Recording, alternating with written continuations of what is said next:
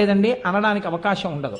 చక్కగా మీరు చూసి రావచ్చు. అందుకని నేను 4 విషయాలు మీకు మనవి చేస్తాను, వాటిని శ్రద్ధాళువులై గమనించెదరుగాక. ఇక్కడ నుంచి బయలుదేరిన తరువాత మరునాడు తెల్లవారుజామున కృష్ణానది స్నానానికి తీసుకెడతారు అమరావతి దగ్గర. అమరావతి దేవాలయం పక్కన కృష్ణానది ప్రవహించడం వెనక ఒక పెద్ద రహస్యం ఉంది. మిగిలిన క్షేత్రాల్లా కాదు. ఎందుచేతనంటే పూర్వం తారకాసురుడనేటటువంటి రాక్షసుడు మెడలో శివలింగాన్ని ధరించి తిరుగుతూ సమస్త లోకాలు భీతిల్లేటట్టుగా చేస్తే ఆయన్ని చంపడం కోసం పరమశివుని యొక్క కుమారుడైనటువంటి సుబ్రహ్మణ్యుడు సర్వసైన్యాధిపత్యం వహించి తన యొక్క ఆయుధంతో మొట్టమొదట తారకాసురుని మెడలో ఉండేటటువంటి శివలింగాన్ని భేదించాడు. శివలింగం విషయంలో పెద్దలు ఒక మాట చెప్తారు, లింగం అరిగిపోయి ఇంత ముక్కున్నా అదే లింగం. కాబట్టి ఇప్పుడు ఆ లింగం 5 ముక్కలై పడింది. 5 ముక్కలు ఎక్కడ పడ్డాయో అక్కడ 5 ఆరామములు వచ్చాయి. అవే సామర్లకోటలో భీమారామము, ఆ తర్వాత తూర్పుగోదావరి జిల్లాలోదే దక్షారామము, పశ్చిమ గోదావరి జిల్లాలో క్షీరారామము, ఆ తర్వాత అక్కడే ఉన్నటువంటిది ఆ గునుపూడి భీమవరంలో ఉన్నటువంటి ఒక ఆరామము, ఆ తర్వాత పాలకొల్లులో ఉన్నటువంటిది గునుపూడి భీమవరంలో ఉన్నటువంటిది, అమరావతిలో ఉన్నటువంటి అమరారామము గుంటూరు జిల్లా. ఈ 5 లింగముల యొక్క ముక్కలు పడిన చోట 5 ఆరామములు వెలిశాయి. ఇంద్రుడు స్వయంగా దేవతల బాధలు చూడలేక ప్రార్థన చేస్తే సుబ్రహ్మణ్యుడు సర్వసైన్యాధిపత్యం వహించి తారకాసుర సంహారం చేశాడు. ఇంద్రుడే ప్రతిష్ఠ చేయడానికి వెళ్ళినటువంటి లింగం ఆ కృష్ణానది ఒడ్డున ఉన్నటువంటి అమరావతి క్షేత్రం. కానీ ఇంద్రుడు ఒక మాట అడిగాడు. అక్కడ శివలింగం పడగానే తెల్లటి స్వరూపంతో పైకి పెరిగిపోయింది. పైకి పెరిగిపోతుంటే బృహస్పతిని అడిగాడు, ఈ శివలింగం ఇలా పెరిగిపోతోంది కదా, ఎలా దీన్ని ఆరాధన చేయడం అని. భక్తితో నమస్కారం చెయ్యి, అలా నిలబడుతుందన్నారు. నమస్కారం చేస్తే పెరుగుతున్న శివలింగం అలా ఆగిపోయింది. అందుకే మీరు అమరావతి వెళ్ళినప్పుడు చూడండి, అమరావతి శివలింగాన్ని కింద నుంచి అభిషేకం చేయడం కుదరదు.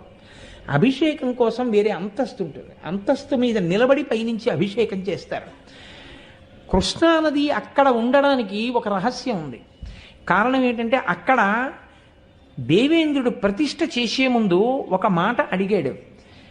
ఇక్కడికి అక్కడ కృష్ణానది లేదు, అది శివలింగ ప్రతిష్ఠ జరిగేటప్పటికి. కానీ కలియుగంలో బ్రహ్మగారు మళ్ళీ నది ఎలా ప్రవహించాలో నిర్ణయం చేసినప్పుడు ఇట్నుంచి కృష్ణానది వెడుతుంది. వెళ్ళినప్పుడు ఈ దేవాలయాన్ని కొట్టుకుపోయేటట్టుగా ముంచెత్తదా అని అడిగాడు. అడిగితే దేవతలు ఆ రోజున ఒక మాట చెప్పారు, దీన్ని క్రౌంచము అని పిలుస్తారు. ఈ కొండని దీన్ని చుట్టూ తిరుగుతుంది తప్ప ఇక్కడికి వచ్చేటప్పటికి మాత్రం కృష్ణ ఎన్నడూ ఈ కొండని ముంచెత్తదు, దీని మీద శివలింగం అలాగే ఉంటుంది అని చెప్పారు. అందుకే అక్కడికి వెళ్ళి దేవతలు చాలా కాలం స్నానం చేసి ఆ దేవాలయంలో ఆరాధన చేసి ఎటువంటి కష్టాలనైనా సరే తట్టుకోవడానికి వీలుగా అసురులను జయించగలిగిన బలాన్ని అక్కడ ఆరాధన చేసి పొందారు. అందుకే అమరావతి క్షేత్రానికి వెళ్ళి దర్శనం చేసిన, కృష్ణానదిలో స్నానం చేసిన ఒక ఫలితం వేస్తారు.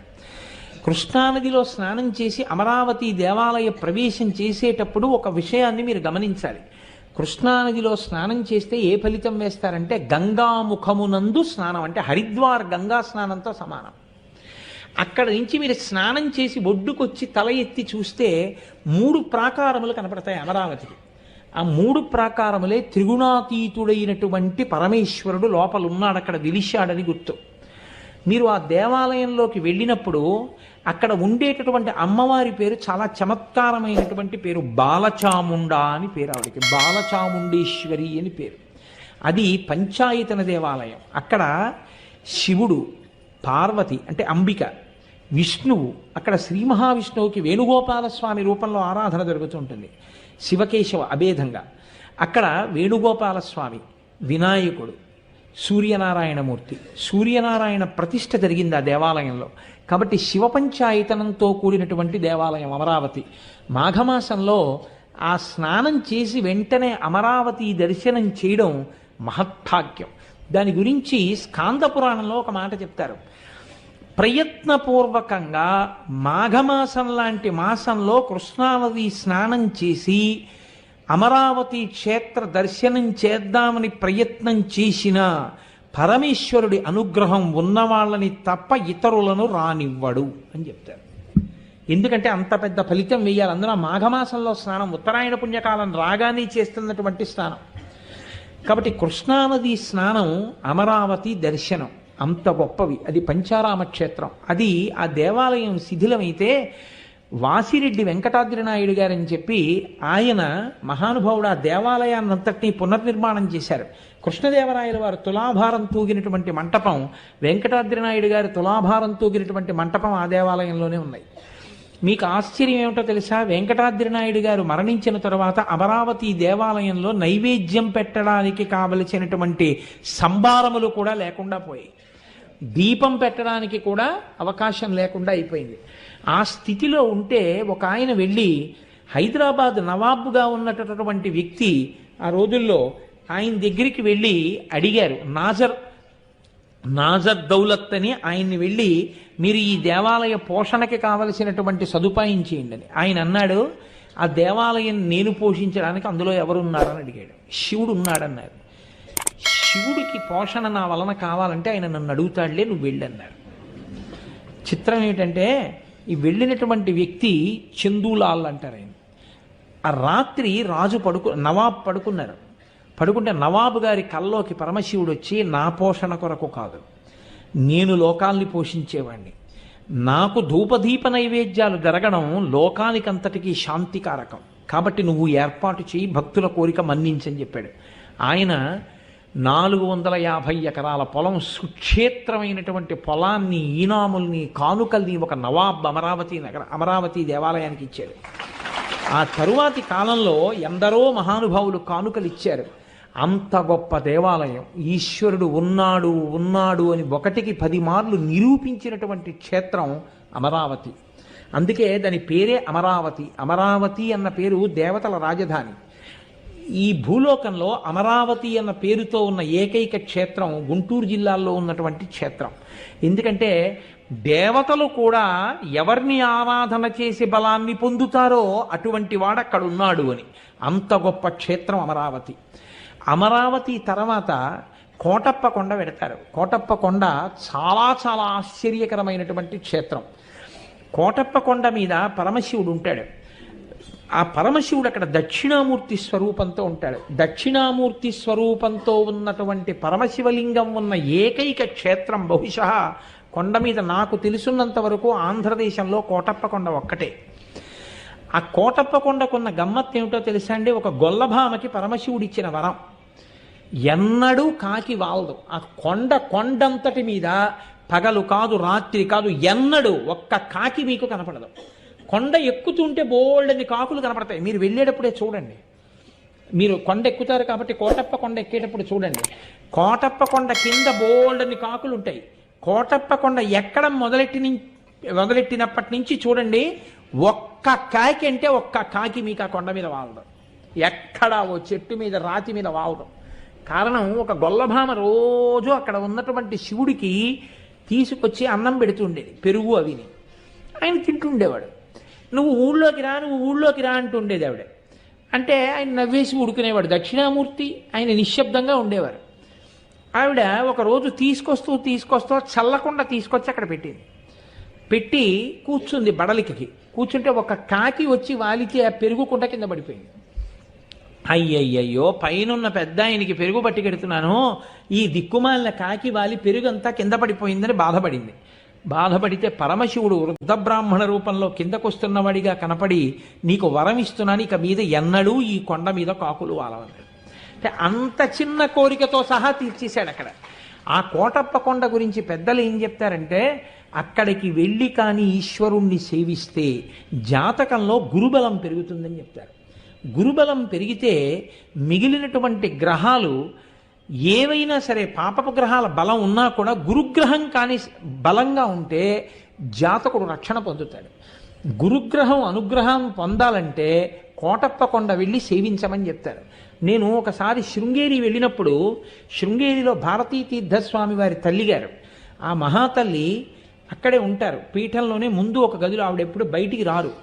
ఆ తల్లి దగ్గరికి నేను వెళ్ళి ఒక మాట అడిగానమ్మా, జగద్గురువు కదా, మహానుభావుడు శంకరాచార్యులు వారు అధిష్ఠించినటువంటి పీఠం, శంకరాచార్యుల వారు ప్రతిష్ఠించిన పీఠం, అటువంటి పీఠానికి పీఠాధిపత్యం వహించేటటువంటి వ్యక్తి మీ కడుపున పుట్టడం అంటే మాటలు కాదు.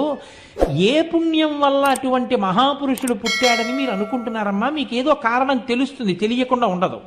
దయచేసి నాకు చెప్పండి అమ్మా అన్నాను. నాయన ఏముంటుంది నాయన చెప్పడానికి అన్నారు ఆవిడ. నేను అందరూ వెళ్ళిపోయాక మళ్ళీ అడిగాను. అందరూ వెళ్ళిపోయాక అడిగి లోకం అంతటికీ చెప్పుకొస్తున్నాను, అది వేరు మాట అనుకోండి. అలా కాదమ్మా, మీకు ఏదో కారణం ఉంటుంది, ఖచ్చితంగా మీకు తెలుస్తుంది, ఏ కారణానికే అంతటి మహాత్ముడు మీ కడుపున పుట్టాడమ్మా అని అడిగాను. అడిగితే ఆవిడ నాతో ఒక మాట చెప్పారు. నరసరావుపేటలోనే ఆవిడ కడుపున పడ్డారు భారతీ తీర్థస్వామి. నేను చిన్నతనంలో మా తండ్రి గారు ప్రతిరోజు కూడా మడి కట్టుకుని కోటప్ప కొండ ఎక్కి పరమశివుడికి నీళ్లు పోసుకుని కిందకు వచ్చేవారు అభిషేకం చేసి. తెలిసో తెలియకో మా నాన్నగారి వేలు పట్టుకుని రోజు పరిగెత్తుకుంటూ నేను కూడా కోటప్ప కొండ ఎక్కేదాన్ని. ఎక్కి నమస్కారం పెట్టుకుని పిల్లలం కదా నాయన కిందకి దిగిపోయేవాళ్ళం. ఎన్ని పర్యాయాలు ఎక్కానో, ఎన్ని మార్లు నమస్కరించానో, ఎన్ని మార్లు దిగానో నాకు తెలియదు. కానీ ఏ దక్షిణామూర్తి స్వరూపం జ్ఞానమూర్తి అక్కడ ఉన్నాడో, ఆ జ్ఞానమూర్తి సేవకి అన్ని మాటలు కొండెక్కిన ఫలితమేమో, అంతటి మహాజ్ఞాని, అన్ని వేదములు చదువుకున్నవాడు, అన్ని ఉపనిషత్తులు చదువుకున్నవాడు, శంకరాచార్యుల వారి చేత ప్రతిష్ఠింపబడిన పీఠానికి పీఠాధిపత్యం వహించగలిగినటువంటి మహాపురుషుడు నా కడుపున పుట్టడానికి కారణం అదే అయి ఉంటుంది అని చెప్పారు. కోటప్ప కొండ అంత ప్రఖ్యాతమైనటువంటి క్షేత్రం, మీరు చూసి తీరాలి. అవ్యాజమైనటువంటి ప్రశాంతత ఎంత గొప్పగా ఉంటుందో కోటప్ప కొండ.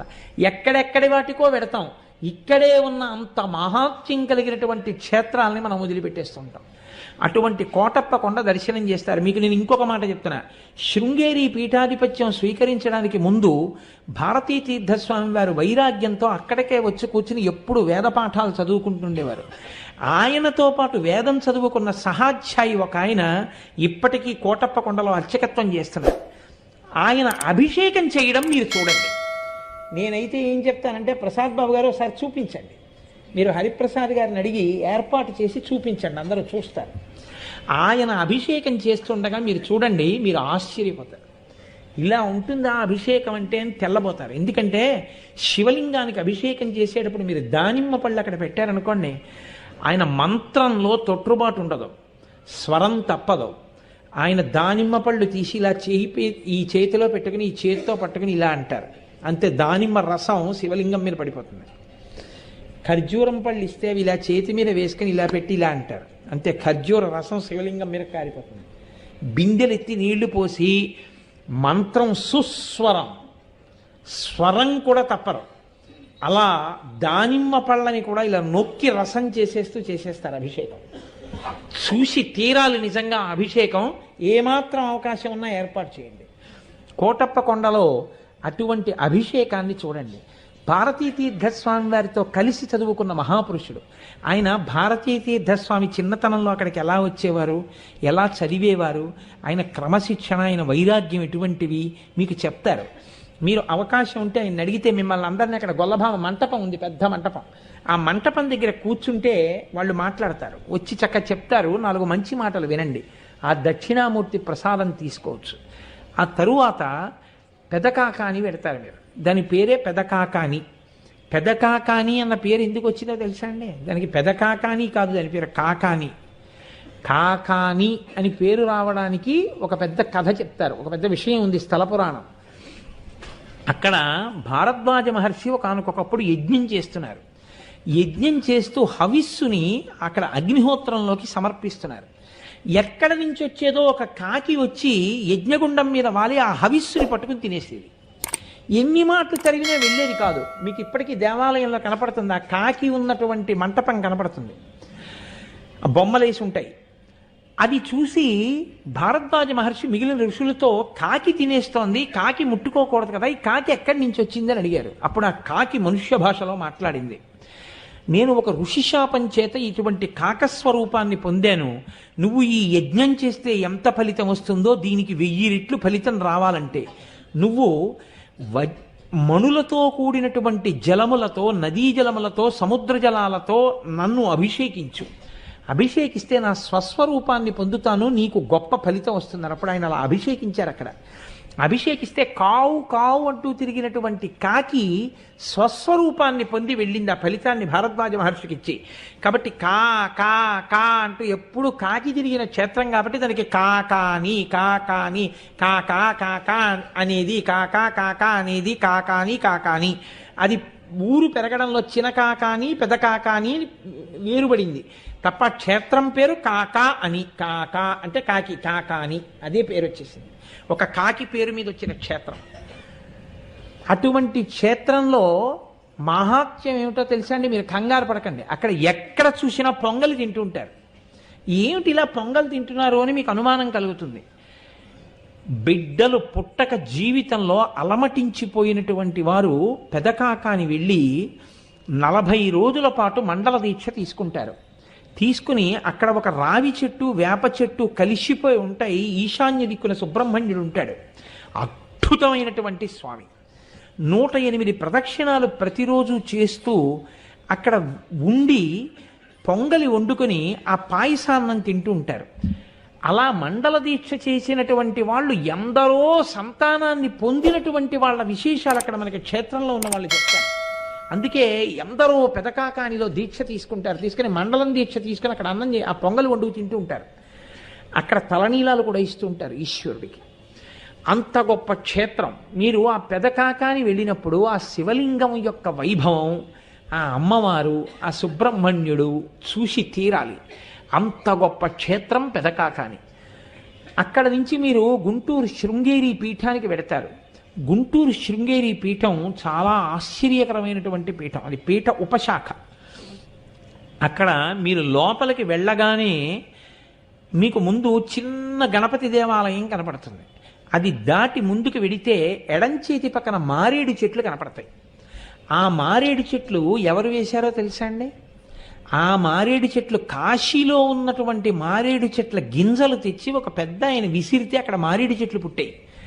ఆ మారేడు చెట్లు చూసి నడిచే దేవుడని పేర్గాంచినటువంటి మహాపురుషుడు అపర చంద్రశేఖరుడు, ఏ మహానుభావుడు కామాక్షి కన్నా భేదం కారో అటువంటి పరమాచార్య స్వామి ఆ దేవాలయానికి వచ్చి ఆ మారేడు చెట్ల వంక చూసి ఆసనం తెచ్చి చెట్ల కింద వేయమని ఆ చెట్ల కింద కూర్చుని చాలాసేపు జపం చేస్తూ కూర్చున్నారు.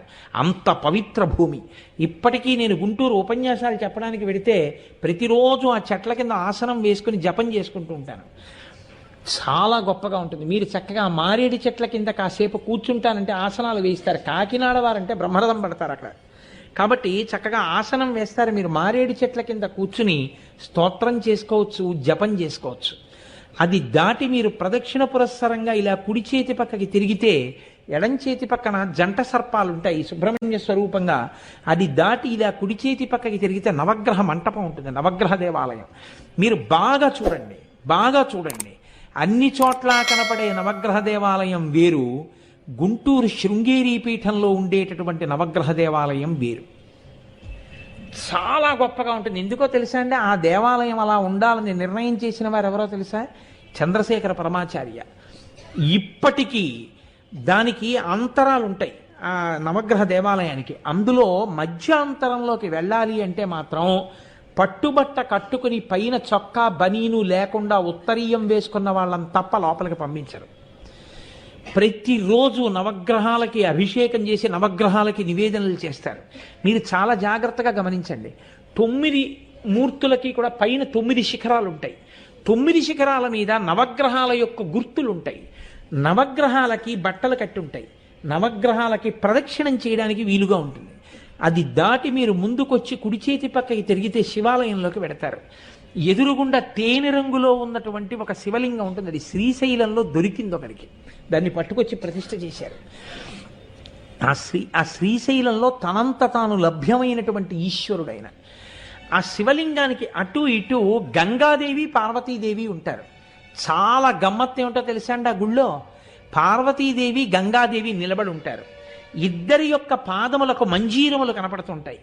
మంజీరములతో కూడినటువంటి పసుపు రాసిన శ్రీపాదములు మీకు దర్శనం అవుతాయి. చక్కగా అక్కడ దర్శనం చేసుకుని మీరు బయటికి వచ్చి ఎడం పక్కకి తిరిగితే సుబ్రహ్మణ్యేశ్వర స్వామి వారి దేవాలయం ఉంటుంది. అది దాటి మీరు కొంచెం ముందుకు వెడితే ఒక మంటపం లాంటిది ఒకటి కనపడుతుంది. అందులోకి ప్రవేశించి ఇలా ఎడం పక్కకి తల తిప్పి చూశాక మీరు ఇలా కళ్ళు తిప్పలేరు. ఎందుకో తెలుసా? రామ, లక్ష్మణ, సీతమ్మ, హనుమ ఉంటారు. హనుమ భద్రాచలంలో లాగే సీతారామ లక్ష్మణులు ఉంటే ఎదురుగుండా హనుమ ఉంటారు వేరు దేవాలయంలో. నలుగురు మూర్తులలో ముగ్గురు మూర్తులు స్వర్ణ కవచాలు కట్టుకుని స్వర్ణాభరణములతో స్వర్ణ కిరీటాలతో ఉంటారు. అసలు అక్కడ రామచంద్రమూర్తి, సీతమ్మ స్వర్ణాభరణములతో, ఆ తల్లి బంగారు చీర కట్టుకుని ఆయన స్వర్ణాభరణాలు వేసుకుని స్వర్ణధనస్సు పట్టుకుని నిలబడితే చూడాలి. నిజంగా రామచంద్రమూర్తి నిలబడితే ఎలా ఉంటుందో చూడాలని మీరు అనుకుంటే చూడాలక్కడ. అలా ఉంటాడు స్వర్ణ కవచం కట్టుకుని. అటువంటి మహానుభావుడు ఎదురుగుండా హనుమ ఉంటారు. ఏమి తేజో విరాజితుడో! ఆయన స్వర్ణ కవచం కట్టుకుని ఉంటారు. మహానుభావుడు తులసీదాస్ గారు వర్ణిస్తారు. స్వర్ణ శైలాభదేహం అంటారు. బంగారు రంగు శరీరం ఎలా ఉంటుందో అటువంటి బంగారు కవచం కట్టుకుని ఉంటారు. కాకినాడ వారందరూ వస్తున్నారు అంటే హరిప్రసాద్ గారు ప్రత్యేకంగా ఈ అలంకారాలన్నీ చేయిస్తారు పీఠం అంతటా అందరూ చూస్తారని. అందుకని ఈ బహుశా ఈ అలంకారాలన్నీ ఉంటాయి మీరు వెళ్ళేటప్పటికి. వారు రేపు వస్తున్నారు, నేను రేపు వారిని ప్రార్థన చేస్తాను, మా వాళ్ళు వచ్చినప్పుడు ఈ అలంకారాలన్నీ చేయించండి, నేను అక్కడే ఉంటాను మీతోటి. ఈ అలంకారాలన్నీ చేస్తారు చక్కగా. ఆ రామ, లక్ష్మణ, సీతమ్మల్ని ఎదురుగుండా ఉన్న హనుమని దర్శనం చేసుకుని బయటికి వెడితే మళ్ళీ ఇంకొక మంటపం ఉంటుంది. ఆ మంటపంలోకి మీరు ఇలా ఎడం పక్కకి తల తిప్పగానే, కుడి పక్కకి తల తిప్పారో ఇక మీరు కదలలేరు. తిప్పకండి కుడి పక్కకి, ఎడం పక్కకే తల తిప్పండి. కుడి పక్కకి మీరు ఇలా తల తిప్పగానే మీ రెండు చేతులు ఇలా అయిపోతాయి. ఎందుకో తెలుసా అండి? శంకర భగవత్పాదులు కూర్చుని ఉంటారు. ఒక వృద్ధ అర్చకుడు మౌనంగా ప్రతిరోజు తెల్లవారుజాము నుంచి ఎంతో వైభవోపేతంగా అర్చన చేస్తూ ఉంటారు. మీరు ఆ ఆలయం చుట్టూ ప్రదక్షిణం చేసేటప్పుడు బాగా గమనించండి. శృంగగిరి పీఠానికి సంబంధించినటువంటి అత్యద్భుతమైన స్థితులు పొందిన గొప్ప గొప్ప పీఠాధిపతులు అపురూపమైనటువంటి చిత్రాలు ఆ శంకర ఆలయ ప్రాంగణం చుట్టూ పెట్టి ఉంటాయి. మీరు ప్రదక్షిణం మామూలుగా చేసేయకుండా చూడండి, ఎంత గొప్ప గొప్ప ఫొటోస్ కనపడతాయో మీకు. అవి దాటి మీరు బయటికి వచ్చి ఆలయంలోంచి ఇలా బయటికి వస్తే తల ఇలా కుడిపక్కకి తిప్పక్కర లేకుండా ఎదురుగుండా కనపడుతుంది. ఇక మీరు అడిగే ఇయ్యక్కర్లేదు, మిమ్మల్ని లాగేస్తుంది ఆవిడ. అక్కడ శారద ఉంటుందండి నిజంగా. అబ్బబ్బబ్బబ్బబ్బా, రెండు కన్నులు సరిపోవు. నేను శృంగేరి పీఠంలో ఉపన్యాసాలకు వెడితే మా ప్రసాద్ బాబు గారు వస్తూ ఉంటారు. మా పని ఏమిటంటే తెల్లవారుజామున లేవడం, స్నానం చేయడం, గోశాలలోకి వెళ్ళడం, గోవులకి నమస్కారం చేసుకోవడం, అక్కడి నుంచి బయలుదేరి శారదమ్మ దగ్గరికి వెళ్ళి కూర్చోవడం. అక్కడ చేస్తారు నిజంగా. ఆభరణాలు ఉంటాయి అమ్మవారివి, వజ్రములు పొదగబడినటువంటి అభయహస్తం పెట్టుంటుంది కుడి చేతి పక్కన. ఆ తల్లి కుడి చేతి వైపు ఉన్న పై చేతిలో అమృత భాండం ఉంటుంది. అమృత భాండం పట్టుకుని ఉంటుంది. కుడి చేతి పక్కన చిలక, నవరత్నాలు పొదిగినటువంటి ఓ చిలక కుడి చేతి మీద కూర్చుని ఉంటుంది. ఎడమ చేతి పైన అమృత భాండాన్ని పట్టుకుని ఉంటుంది. మీరు చూడాలి నిజంగా అసలు అమృత భాండం అవిని. ఎడం చేతిలో ఇలా పుస్తకాలు పట్టుకుంటుంది. ఇలా పట్టినటువంటి ఆ అభయహస్తం ఏడుకొండలవాడి చేతికి ఎన్ని వజ్రాలతో ఉన్నటువంటి అభయహస్తం ఉంటుందో అటువంటి వజ్రఖచితమైనటువంటి అభయహస్తం మెరిసిపోతుంటుంది. చాలా చాలా గమ్మత్తు ఏమిటో తెలుసా అండి? అసలు మీరు ఇలా తిప్పడం 1000 రూపాయలు ఇస్తాను తిప్పంటే తిప్పలేరు. అలా నవ్వుతుంటుంది ఆవిడ. అంత చిరునవ్వు నవ్వుతుంది. ఎంత గొప్ప చిరునవ్వో! అసలు దర్శనం చేసి తీరాల శారదని. పద్మాసనం వేసి కూర్చుని ఉంటుంది. ఇంత పెద్ద శ్రీచక్రం ఉంటుంది. ఎంత నియమనిష్టలతోటో అర్చకులు అర్చన చేస్తూ ఉంటారు. అక్కడ శృంగగిరి పీఠాధిపతుల యొక్క, పూర్వపీఠాధిపతుల యొక్క పాదుకలు పెట్టుంటాయి. గురుపాదుకలను మీరు దర్శనం చేయొచ్చు. ఆ గురుపాదుకలను దర్శనం చేసి శారద దర్శనం చేయొచ్చు. నాకు అందిన సమాచారం మేరకు నేనేమి విన్నానంటే, కాకినాడ నుంచి వెడుతున్నటువంటి వాళ్ళల్లో సువాసినులందరికీ కూడా ప్రత్యేకంగా కుంకుమార్చనకి కూర్చోబెడుతున్నారు. కూర్చోబెట్టి ప్రత్యేకంగా కుంకుమార్చన చేయించి దర్శనం ఇస్తున్నారు. అందున మాఘమాసంలో ఉత్తరాయణ పుణ్యకాలంలో భీష్మ ఏకాదశి దాటగానే అత్యద్భుతమైనటువంటి పౌర్ణమి తిథి దగ్గర పడిన తర్వాత, లేదా పౌర్ణమి దాటుతుంది, చండీ హోమానికి పూర్ణాహుతి జరుగుతుంది. కలవు చండీ అని పేరు. పూర్ణాహుతి చూస్తే హోమం చేయడంతో సమానం. అది చెయ్యడానికి శృంగగిరి పీఠం నుంచి భారతీ తీర్థస్వామి వారు ఎన్నిక చేసి మహాపండితుల్ని పంపిస్తున్నారు. ఆ మహాపండితులు ప్రతిరోజు ఎంత శ్రద్ధాభక్తులతోటో చేస్తారు చండీ హోమం. అసలు ఆ హోమ వీధిని మీరు చూడండి ఎంత గొప్పగా ఉంటుందో. పొగ రాకుండా స్విచ్ వేస్తే కింద నుంచి ఎయిరేట్ అవుతుంది. అటువంటి ఏర్పాటుతో ఉంటుంది. పెద్ద హోమవీధి రామాయణంలో వర్ణిస్తారే అలా ఉంటుంది. అక్కడ పూర్ణాహుతి జరుగుతుంది. ఆ పూర్ణాహుతి జరిగినప్పుడు నేను మీకు అక్కడ కనబడతాను, ఎక్కడికి వెళ్ళినా కనబడుతూ ఉంటాను. కాబట్టి మీరు ఆ చండీ హోమం యొక్క పూర్ణాహుతి జరిగిన తర్వాత ఉత్తరాయణ పుణ్యకాలంలో అంత గొప్ప చండీ హోమం పూర్ణాహుతి జరిగిన చోట ప్రసాదంగా అన్నం తినడం అంటే జన్మజన్మాంతర భాగ్యం. పూర్ణాహుతి జరగగానే మనందరికీ ప్రసాదం పెడతారు.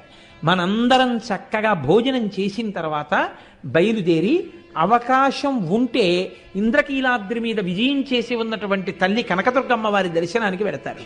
అవకాశం ఉంటే సమయాన్ని బట్టి.